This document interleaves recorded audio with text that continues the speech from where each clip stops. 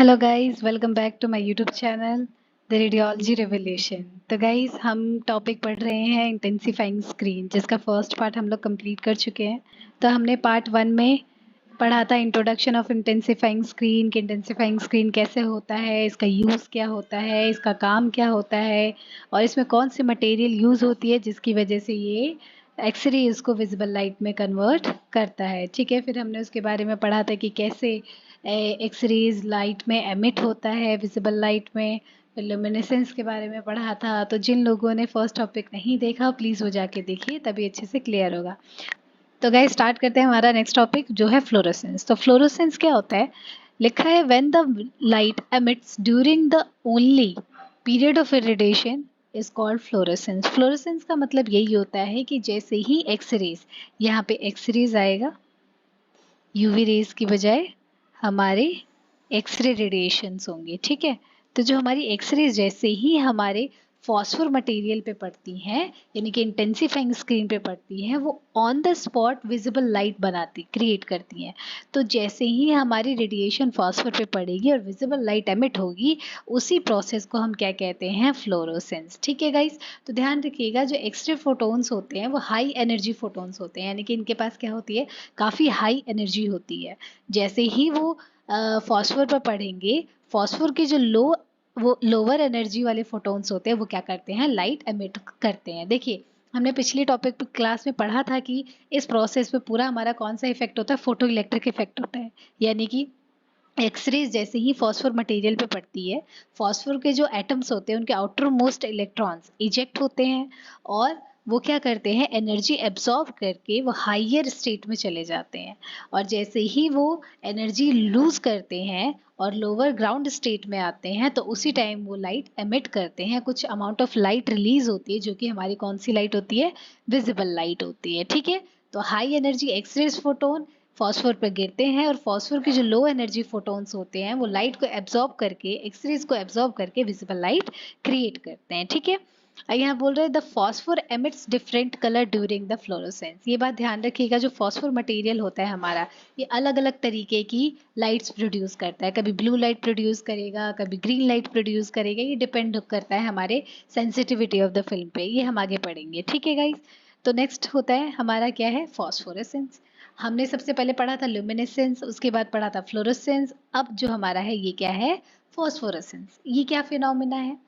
ये बोल रहा है कि if the light emits after the termination of the exposure is called after glow और फॉस्फोरेसेंस।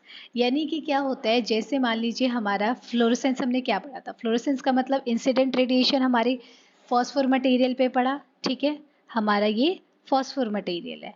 जो इंसिडेंट रेडिएशन फॉस्फोर मटेरियल पे पड़ा और ऑन द स्पॉट, यानी कि जो इंस्टेंट लाइट एमिट हुआ, वो हमारा क्या कहलाएगा? फ्लोरोसेंस कहलाएगा। ठीक है, लेकिन जो फॉस्फोरेसेंस है, इसका मतलब ये होता है कि इंसिडेंट लाइट हमारी स्क्रीन पे पड़ी, ऑन द स्पॉट तो लाइट प्रोड्यूस हुई, वो हमारी फ्लोरोसेंस हो जाएगी। लेकिन हम जब भी एक्सपोजर देते हैं उस टाइम जो लाइट प्रोड्यूस हुई वो फ्लोरोसेंस हुई। लेकिन एक्सपोजर खत्म हो जाने के बाद भी अगर हमारी स्क्रीन लाइट जो है, यानी कि जो स्टोर्ड लाइट है उसको रिलीज करती है, उसको हम बोलते हैं फॉस्फोरेसेंस। यानी कि इसको हम इनडायरेक्टली आफ्टर ग्लो बोल सकते हैं। यानी कि रेडिएशन खत्म हो जाने के बाद, एक्सपोजर खत्म हो जाने के बाद जब हमारी स्क्रीन लाइट प्रोड्यूस करती है, उसको हम बोलते हैं फॉस्फोरेसेंस। ठीक है, तो फ्लोरोसेंस एंड फॉस्फोरेसेंस में अंतर होता है, इस बात का हमेशा ध्यान रखना है। Fluorescence on the spot instant light produce करना, जब आप एक्सपोजर दे रहे होगे उसको बोलते हैं फ्लोरोसेंस। और जब एक्सपोजर देने के बाद जो लाइट प्रोड्यूस होती है हमारे स्क्रीन से, उसको हम बोलते हैं फॉस्फोरेसेंस। ठीक है, फ्लोरोसेंस एंड फॉस्फोरेसेंस। ये बात बहुत इंपॉर्टेंट है कि जो फॉस्फोरेसेंस है वो हमारी स्क्रीन के लिए सही नहीं होता है। यानी कि एक तरीके से ये इंडिकेट करता है कि हमारे स्क्रीन में कुछ खराबी है। ठीक है, तो फॉस्फोरेसेंस होना सही इंडिकेशन नहीं होता है। ठीक है गाइस, नेक्स्ट हम आते हैं, बोले the commonly used phosphor are the calcium tungstate. ठीक है।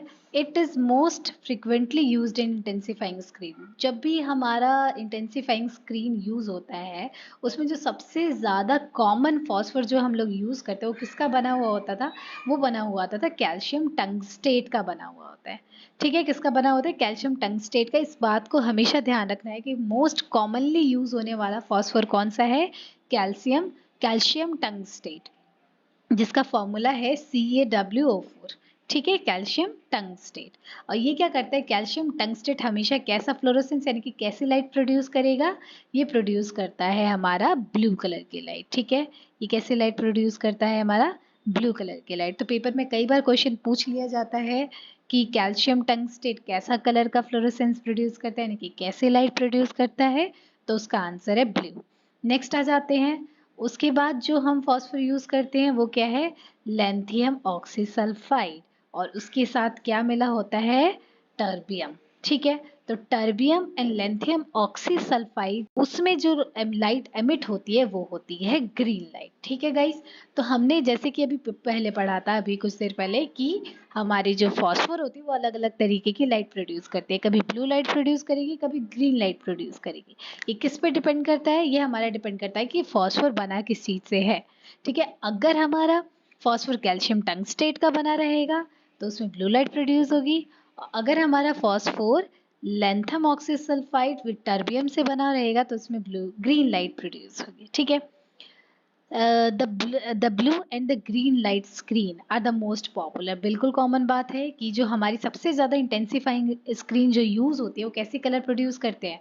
या तो वो ब्लू लाइट प्रोड्यूस करेगी या तो वो ग्रीन लाइट प्रोड्यूस करेगी। ठीक है, आज के टाइम पे जो हम लोग फॉस्फोर मटेरियल यूज़ करते हैं वो होते हैं हमारे रेयर अर्थ एलिमेंट्स। ठीक है, तो इनका क्या होता है? इनकी जो प्रॉपर्टी होती है वो बहुत खास होती है। ये काफ़ी फास्ट होते हैं और इनके अंदर काफ़ी ज़्यादा एक्सरे फोटॉन्स एब्जॉर्ब करने की एफिशिएंसी होती है। ठीक है, यानी कि ये मटेरियल ऐसे हैं जो कि काफ़ी जल्दी और काफ़ी अच्छे अमाउंट में ये लोग एक्सरे फोटॉन्स को एब्जॉर्ब करते हैं और उनको कन्वर्ट करते हैं किसमें? लाइट में। ठीक है, तो इसलिए हम लोग आजकल क्या यूज़ करते हैं? रेयर अर्थ एलिमेंट्स का। ठीक है, वो है गैडोलिनियम एंड लेंथम। यही दो मोस्ट हमारे कॉमन मटेरियल्स है, यानी कि दो कॉमन हमारे रेयर अर्थ एलिमेंट्स है जो कि यूज़ करते हैं हम लोग किसमें? इंटेंसिफाइंग स्क्रीन में। इनकी स्पीड काफ़ी हाई होती है।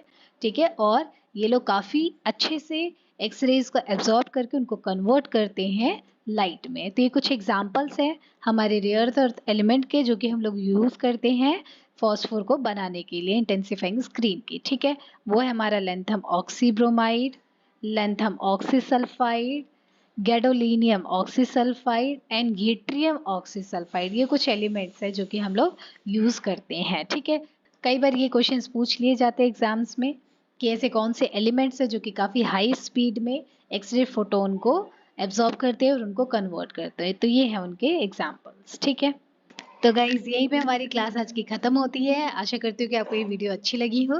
कोई भी प्रॉब्लम हो, कोई भी डाउट हो, कमेंट सेक्शन में ज़रूर बताएं और मेरे चैनल को लाइक एंड सब्सक्राइब करें। Thank you.